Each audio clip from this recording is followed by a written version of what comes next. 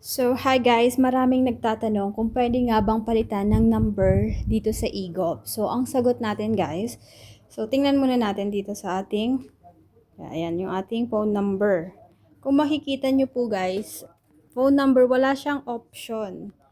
Hindi po siya pwedeng palitan. Sa ngayon po, wala pong option na pwedeng palitan ng inyong number. Mapapalitan nyo lang po ang inyong number kung i-delete nyo yung account nyo sa eGov at gagawa kayo ng panibagong account.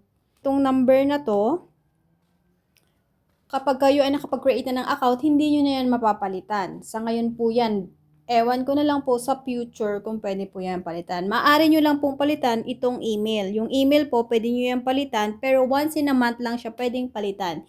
Hindi siya pwedeng palitan ngayon, palitan na naman bukas, palitan na naman sa isang linggo, hindi po. Once a month, pwede kayo magpalit ng email. Just in case lamang po na hindi na active ang inyong email, pwede nyo siyang i-change email using your number. Dapat po yung number na ginagamit niyo active. At make sure pag gagawa kayo ng eGov PH account, yung number na yan ay register para hindi siya mag-expire. Para maiwasan din yung loss ng recovery number. Okay? So, yun lamang guys. Sana nakatulong at masagot ang mga tanong. Marami na po kasi nag-comment kung paano nga ba palitan ng number sa eGov. Hindi po siya napapalitan. Sa ngayon, wala pang option si eGov na pwedeng palitan ang number sa inyong account. Pero kung gusto nyo talagang palitan ng account na yan, i-delete nyo, pagsisimula kayo sa una, i-delete nyo yung present account sa eGov at gagawa kayo ng bago. So, hassle po yun para sa inyo dahil kailangan nyo ulit magpa-approve na naman sa eGov. Alam naman po natin na napakahirap pong magpa-approve sa eGov PH.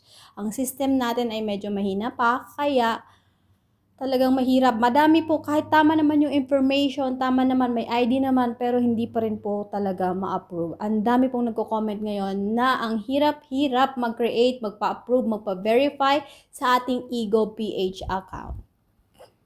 So yun lamang po. Thank you for watching. Don't forget to like and subscribe and press the button bell on my next video. Bye!